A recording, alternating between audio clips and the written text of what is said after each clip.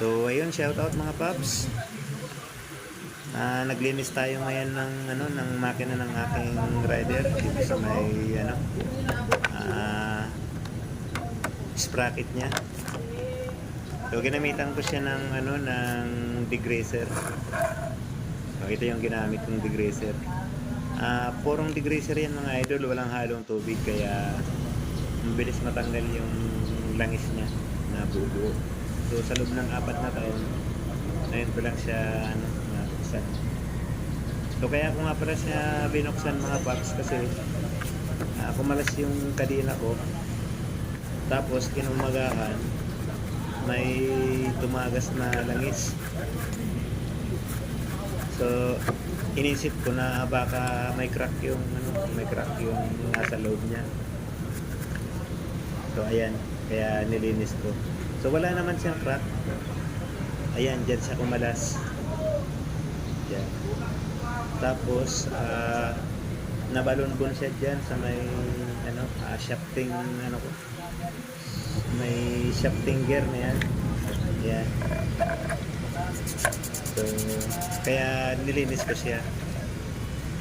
So uobserbahan ko kung saan nanggagaling yung langis na yun kasi bago kumalas yung kadena naglagay ako ng langis sa kadena. Kaya inisip ko na baka yun lang yung langis lang na dinagay ko sa kadena yung tumagal. So obserbahan ko siya ng mga ilang araw kasi araw-araw ko naman siya ginagamit. So ayan, total nabuksan na lang din natin. Linisin na lang ng maigi. So hindi ko na nilagyan ng hindi ko na kinalas yung sprocket niya.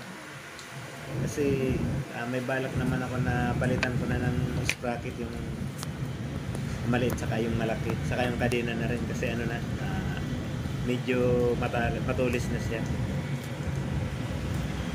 So ayan guys, baka may nangyari na rin sa inyo ng ganyan. Baka pwede paki-comment kung anong problema.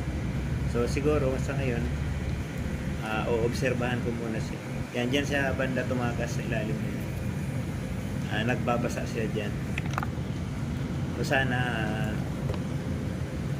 wala namang problema. So ikakabit muna natin mga paps yung takip niya. Sana okay lang para hindi ako magastusan ng medyo malaki-laki. Kasi wala naman siyang crack. So yan guys, babalik ko na yung kanyang takip.